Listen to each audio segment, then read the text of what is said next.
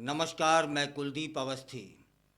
पिछली एक वीडियो महिला नागा साधुओं पर मैंने बनाई थी, जिसमें यह बताने की कोशिश की कि नागा साधु, महिला नागा साधु बनते कैसे हैं। और उसी वीडियो में मैंने आपको बोला था कि मैं जल्दी ही यह जानने का प्रयास करूंगा कि कुंभ के बाद यह महिला नागा साधु या फिर नागा साधु आखिर चले कहाँ जाते हैं। आज इसी एक बेहद दिलचस्प और रहस्यमयी विषय पर हम और आप मिलकर के चर्चा करेंगे। नागा साधुओं की दुनिया। क्या आपने कभी नागा साधुओं को देखा है? अगर हाँ, तो यह निश्चित रूप से कुंभ के मेले का समय रहा होगा। लेकिन क्या आपने कभी सोचा है कि कुंभ के बाद ये साधु आखिर चले कहाँ जाते हैं, गायब कैसे हो जाते हैं? आइए आज हम इस सवाल का ढूंढने का प्रयास करते हैं और नागा साधुओं की जीवन शैली के बारे में जानने की कोशिश करते हैं। आप सभी को जानकारी तो होगी ही कि अभी प्रयागराज में महाकुंभ का मेला कुछ ही महीनों में लगने वाला है। इस बार लाखों श्रद्धालु देश विदेश से वहाँ पर स्नान करने आएंगे, खुद को पवित्र बनाने आएंगे। लेकिन कुंभ के मेले में सभी की नज़रें नागा साधुओं पर होती हैं। इन साधुओं की पहचान क्या है? शरीर पर भस्म, माथे पर तिलक, सिर पर जटाएं, हाथों में त्रिशूल और आंखों में गुस्सा। आप समझ जाइएगा कि ये सम्माननीय नागा साधु हैं। महाकुंभ के पवित्र दिनों में ये नागा साधु संगम में शाही स्नान करते हैं और फिर अपने गंतव्य की ओर चल पड़ते हैं। नागा साधु मुख्यतः शैव संप्रदाय से संबंधित होते हैं। ये साधु अपने तप और साधना के लिए जाने जाते हैं। नागा साधु बनने की प्रक्रिया बेहद कठोर होती है।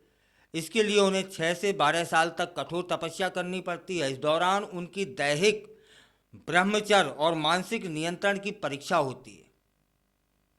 साधुओं को अपने गुरु और वरिष्ठ साधुओं की सेवा करनी होती है, जिससे उनकी साधना की जो प्रक्रिया है तभी पूरी मानी जाती है। नागा साधु बनने के लिए व्यक्ति को कई कठिनाइयों का सामना करना पड़ता है। तपस्या के दौरान उन्हें अपने परिवार और संसार के लिए मृत मान लिया जाता है। इसके बाद वे अपने पुराने जीवन से पूरी तरह से अलग हो जाते हैं और अघोरी के रूप में नई जिंदगी की शुरुआत करते हैं। यह प्रक्रिया उन्हें एक नई पहचान देती है और वे अपने पुराने रिश्तों को छोड़ देते हैं।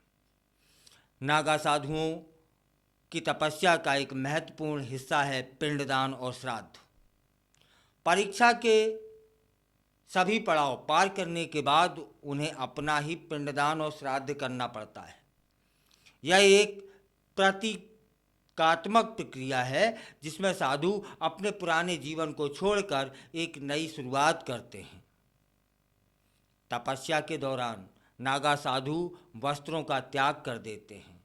अगर वे चाहें तो गेरुए रंग का बिना सिला वस्त्र धारण कर सकते हैं, लेकिन अधिकांश साधु बिना वस्त्र के रहते हैं।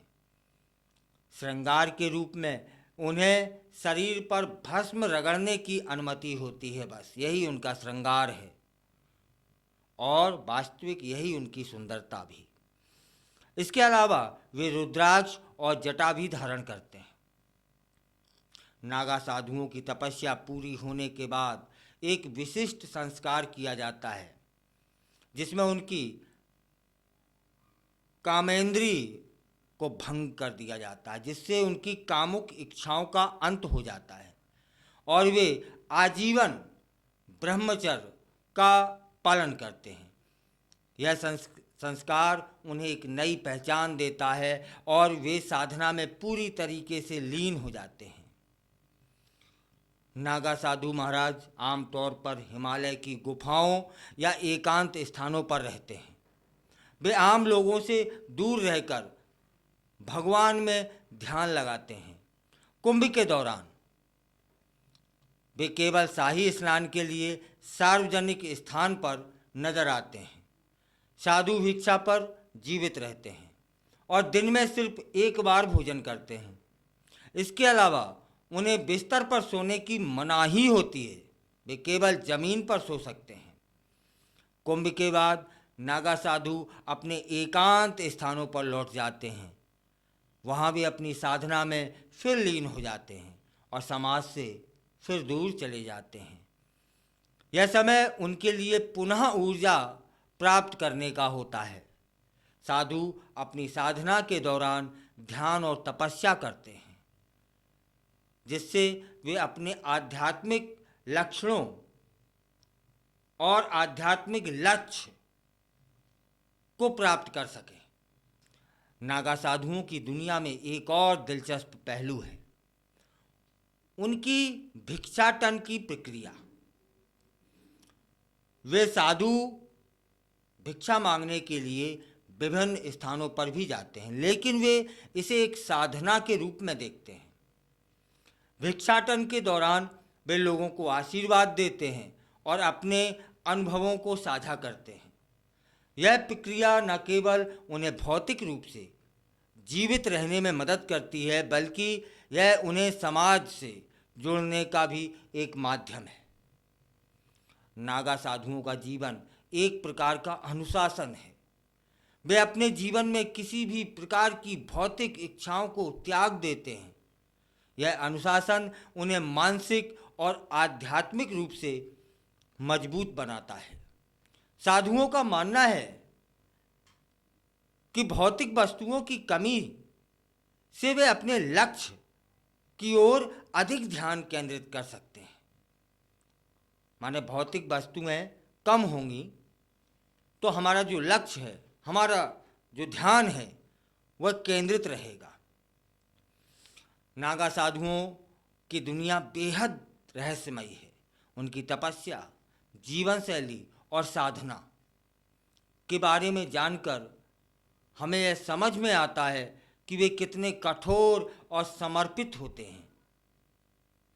अगर आप भी महाकुंभ में नागा साधुओं को देखने का अवसर पाते हैं तो यह एक अद्भुत अनुभव होगा। उनसे आशीर्वाद यदि आपको मिल जाता है तो फिर अपने आप को धन्य समझ लीजिएगा। महाकुंभ के बाद ये फिर जंगलों में, हिमालय में, चोटियों पर, पहाड़ों पर ही मिलेंगे। जब भी महाकुंभ में इनके दर्शन हो जाएं तो अपने आप को कृतार्थ करें, क्योंकि ये तो फिर हिमालय में मिलेंगे, पहाड़ों में मिलेंगे, जंगलों में मिलेंगे। वहाँ सामान्यतः हम में से कोई नहीं जा पाता है ना। अगर आपको यह वीडियो पसंद आया हो तो फिर लाइक करें, शेयर करें और हमारे चैनल को भी सब्सक्राइब करें। अगले वीडियो में हम फिर मिलेंगे। तब तक के लिए सुरक्षित रहें और ध्यान रखें। साधना की इस अद्भुत दुनिया में आपका स्वागत हमेशा रहेगा।